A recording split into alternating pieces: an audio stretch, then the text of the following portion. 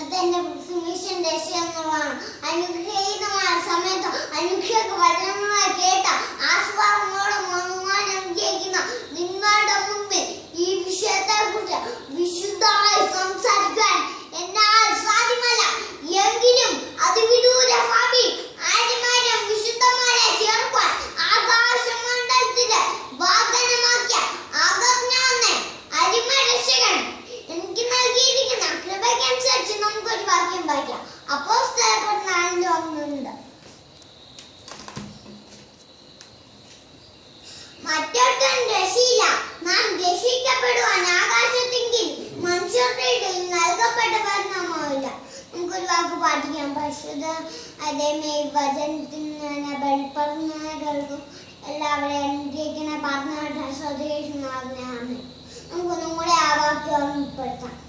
അപ്പോസ്തലർ 4:1 മറ്റൊരുത്തൻ രക്ഷയില്ല, നാം രക്ഷിക്കപ്പെടുവാൻ ആകാശത്തെങ്കിൽ മനുഷ്യരുടെ നൽകപ്പെട്ട വേറെ നാമമില്ല. ആമേൻ. എന്താണ് രക്ഷ? ശിക്ഷയുള്ള വിടുതലാണ് രക്ഷ.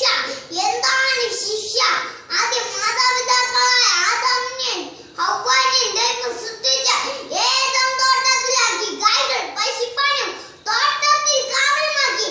എന്നാൽ അവർ കൽപ്പന ലംഘിച്ചതിനാൽ ദൈവം അവരെ ശിക്ഷിച്ചു. ആ ശിക്ഷയിൽ നമ്മെ രക്ഷിക്കുവാൻ യേശുക്രിസ്തു കാൽവറി ക്രൂശിൽ യാഗമായി തീർന്നു. വിശ്വസിക്കുന്ന ജ്ഞാനികൾക്ക് രക്ഷിക്കപ്പെടും. നന്മകൾ, നോമ്പുകൾ, നേർച്ചകൾ, കാഴ്ചകൾ ഇവയാലൊന്നും രക്ഷ സാധ്യമല്ല. അത് ദൈവത്തിന്റെ ദാനമാണ്.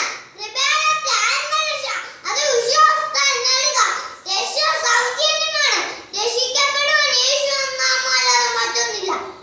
ആദ്യം കാലമൊന്ന് അന്തത്തിലേക്ക് നീങ്ങിക്കൊണ്ടിരിക്കുമ്പോൾ കാല ലോക സംഭവങ്ങൾ നമ്മുടെ കർത്താവിന്റെ വരനെ വിളിച്ചറിയിക്കുമ്പോൾ